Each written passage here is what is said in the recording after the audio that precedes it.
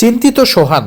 কদিন আগেও এতটা ফর্মে ছিলেন, এশিয়া কাপে তছনছ করা সোহান কেন রান পাচ্ছেন না? ম্যাচ শেষে রাজিন সালের কাছে দ্বারস্থ হয়েছেন। যত্ন করে বড় করা সোহানকে বুঝিয়েছেন কি করতে হবে, এখন কোন পথে চলতে হবে। অল্প কিছুটা কথা শুনে যেন মন ভরেনি সোহানের, একটু যেন হতাশাও কাজ করছিল। নোয়াখালীর ম্যানেজার পিঠ চাপড়ে দিলেন, কোনো ব্যাপার না, আবার ভালো হবে সবকিছু। কিন্তু সোহানের মুখ বলছিল তিনি একেবারেই স্বস্তিতে নেই।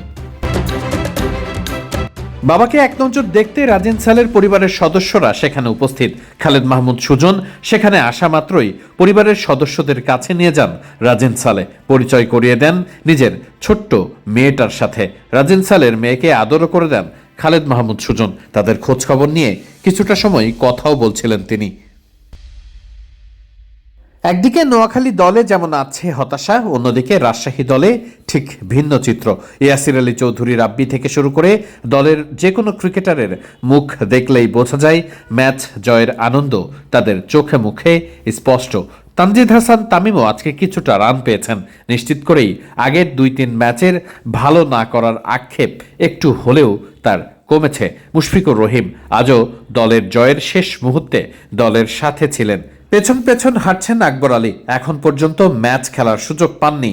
সামনেই ক্যাপ্টেন নাজমুল হোসেন শান্ত। শেষ পর্যন্ত আকবর আলীকে কবে ম্যাচের সুযোগ দেবেন সেটা নিয়েও হচ্ছে আলোচনা। হাসান মুরাদ, হাসান মাহমুদ একসাথেই হেঁটে বের হলেন। বিভিন্ন দলের হয়ে খেললেও সবাই তো একই প্ল্যাটফর্মে খেলার অভ্যাসটা আছে। বের হয়ে এসে আলাদা আলাদা টিম বাসে উঠে পড়েছেন সবাই।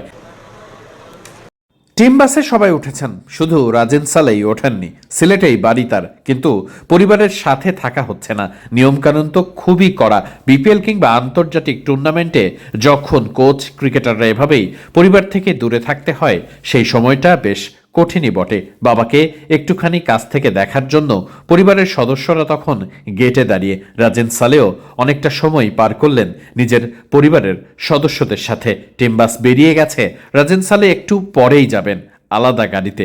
একটুখানি পরিবারের সাথে সময় কাটানো তো যাই। ক্রিকেটে যেমন মাঠের গল্প থাকে, মাঠের পেছনে ক্রিকেট আর ক্রিকেট সংশ্লিষ্ট অনেকের পেছনের গল্পও থাকে। সে গল্পগুলো অনেকেই জানতে চান না, অথবা জানার চেষ্টাও করেন না। খুব স্বাভাবিকভাবেই ফলাফলই শেষ কথা। দেশ ট্রাভেলসের এই বাসে আজ হয়তো আনন্দের ফোয়ারাও থাকতে পারত। নোয়াখালী এক্সপ্রেসের দর্শকরা অনেক আশা নিয়ে আসছেন সুদূর নোয়াখালী থেকে। 600 থেকে 700 কিলোমিটার পাড়ি দিয়ে এসে কষ্ট নিয়েই ফিরতে হচ্ছে।